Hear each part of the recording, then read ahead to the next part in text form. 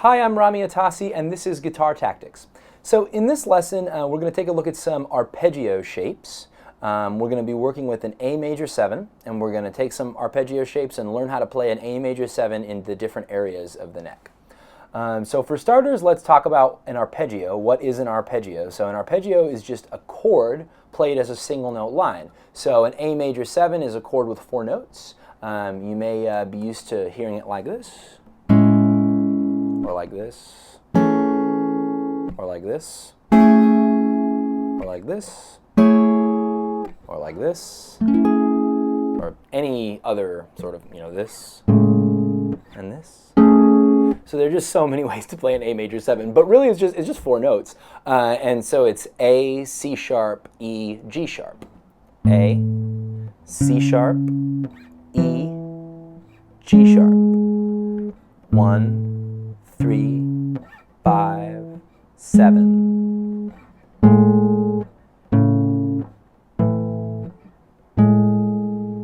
Okay. So what we're going to do is we're going to play those notes, instead of as a cluster, as a chord, we're going to play them as a single note line. And so that's going to sound like this. Here's our first shape.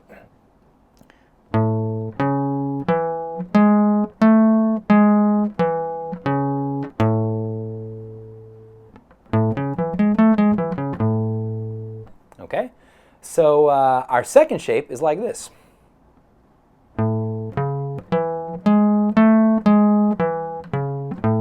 Exact same notes, exact same octave as the first shape, but a new fingering.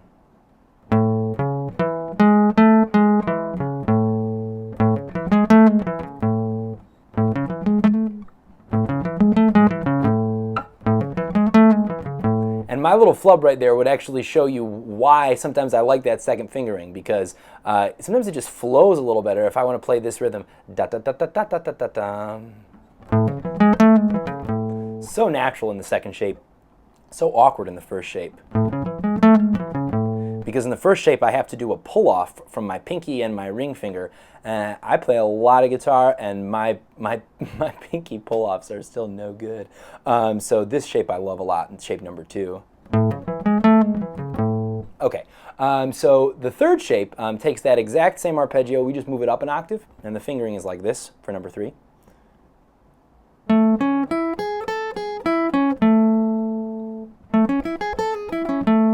Another one of those good shapes, works pretty well. And so then the fourth shape takes that exact same voicing, but we move it to a different position on the neck. So we're going to go with the 12th fret of the A string. So that's like this.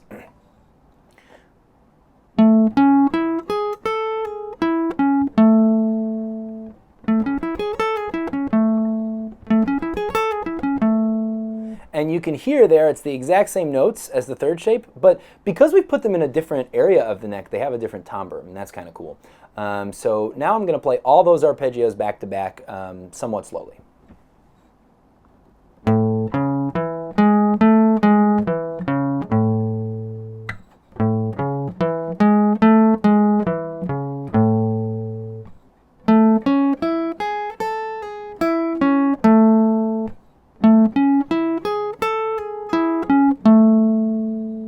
So I encourage you to play them just like that as an exercise until you're comfortable with them. Now let's talk about how we can expand them once you are.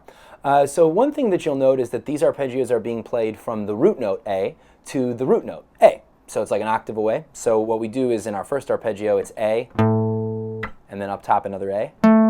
So it's like this. You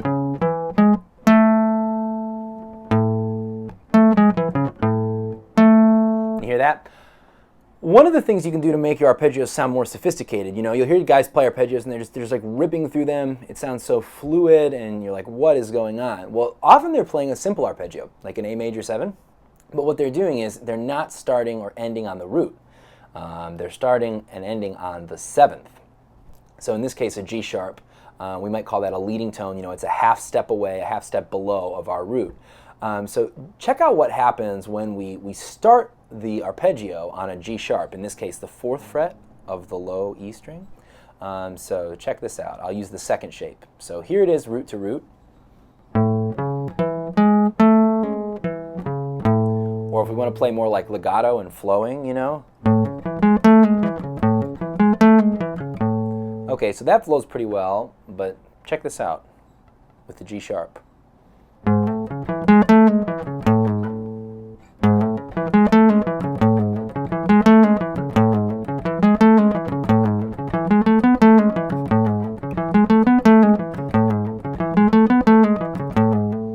Right? So I added a note up top. I added a B to just give it a rhythm, you know.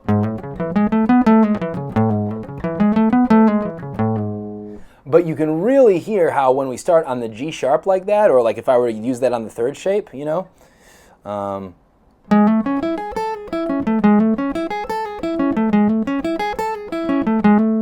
it really starts to flow, you know, and things start to move. And it brings this kind of life and this motion to these arpeggios. So what you want to do is, first off, you want to practice them in the root position. You want to practice all four and start to hear how they sound in the different areas of the neck. And then what you want to do is you want to explore starting on different tones, starting with the leading tone. You know, start on that G sharp, the seventh, work with it. And then eventually what you might do is you might use slides or other like leaps and techniques to connect the arpeggios. So let me show you, like, I'm going to connect shape 2 with shape 4. Check this out. Here's shape 2. And here's shape 4.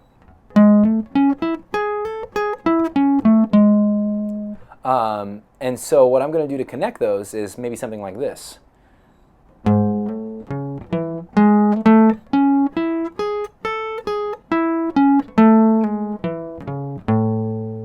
Let's try that again.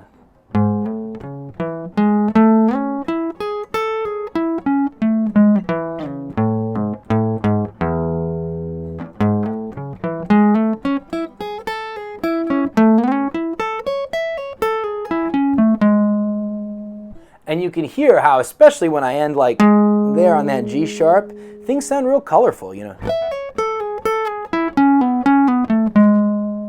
And so that's why, you know, you really want to start, you want to start by hearing them as root centric, but then you want to be able to, you know, flow in and out of the different tones of the chord. So that's a basic start on arpeggios. If you have any questions, feel free to leave some in the comments. And if you, if you want to see more about these arpeggios, just let me know. There's, you know, we can always go way deeper with them. So thanks so much for watching, and good luck with your practicing.